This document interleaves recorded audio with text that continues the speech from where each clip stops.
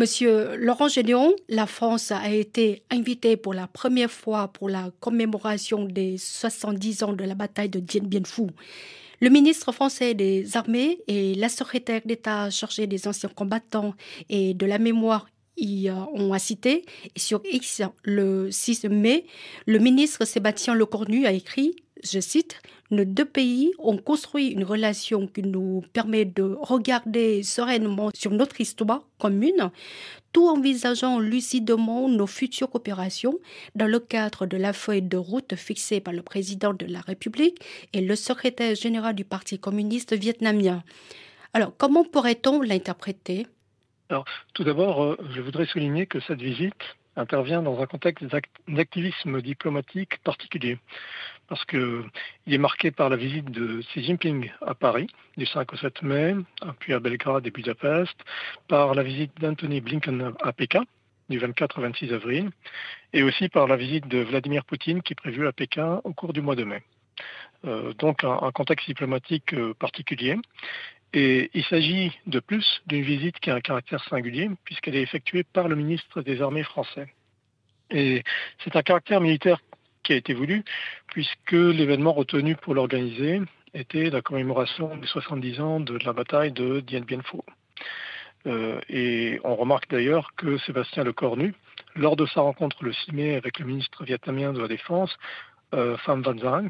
a souligné l'importance de la collaboration bilatérale pour partager les mémoires historiques et faire face aux conséquences de la guerre entre les deux pays.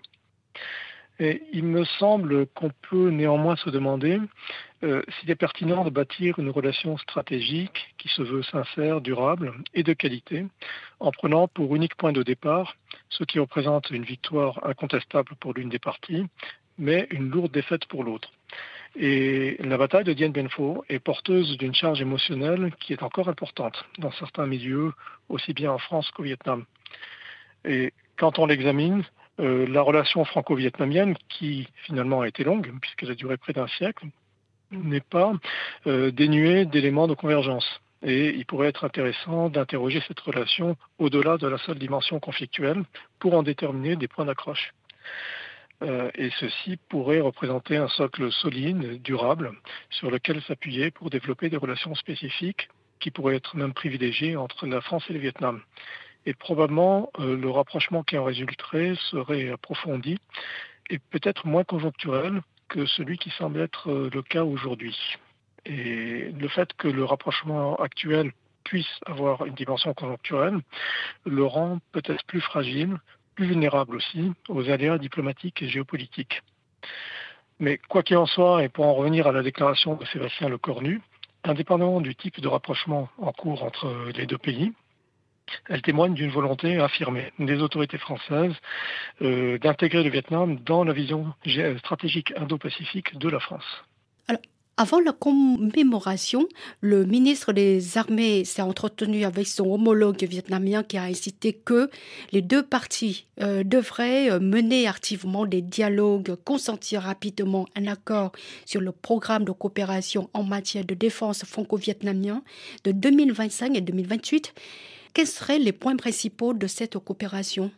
Alors, je pense qu'il est utile de retracer un bref historique des relations entre la France et le Vietnam en matière de défense, parce que c'est des relations qui ont été établies en 1991, donc il y a un moment déjà. En 2009, les deux pays ont signé un pacte de coopération en matière de défense qui couvrait leur collaboration dans des domaines notamment tels que le maintien de la paix et la médecine militaire. Et puis, en 2013, Paris et Hanoï ont instauré un partenariat stratégique qui a été suivi en 2018 par une déclaration de vision commune en matière de défense de 2018 à 2028. Et c'est dans ce cadre qu'a été ensuite institué le dialogue sur les questions stratégiques et la coopération de défense,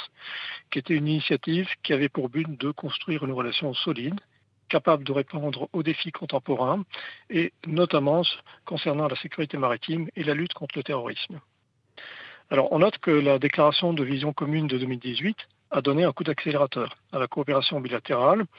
dans plusieurs domaines, notamment les échanges de délégations, les mécanismes de dialogue et de consultation, la formation, l'industrie de défense, la médecine militaire, le partage de la mémoire historique, la réparation de l'héritage de la guerre, les missions de maintien de la paix de l'ONU,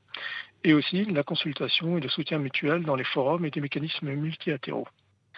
Et en décembre 2023, à l'issue du troisième dialogue de stratégie et de coopération de défense qui avait été organisé à Paris, il a été convenu de renforcer la coopération entre les forces armées des deux pays en favorisant la multiplication des échanges, la coopération et la formation et en mettant l'accent une nouvelle fois sur la sécurité maritime et la lutte contre le terrorisme. C'est donc dans la continuité de ces accords que Sébastien Lecornu a annoncé le 6 mai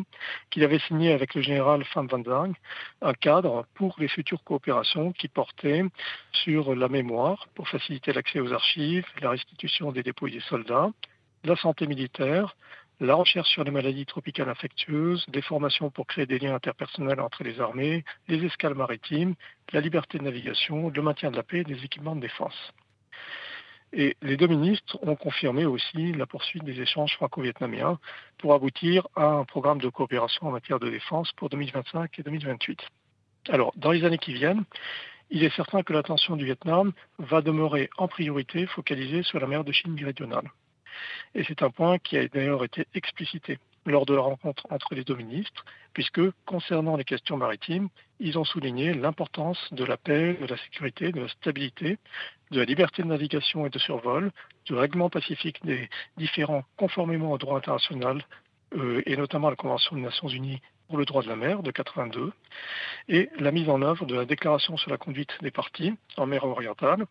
et la poursuite effective d'un code de conduite efficace et substantiel en mer orientale, je cite.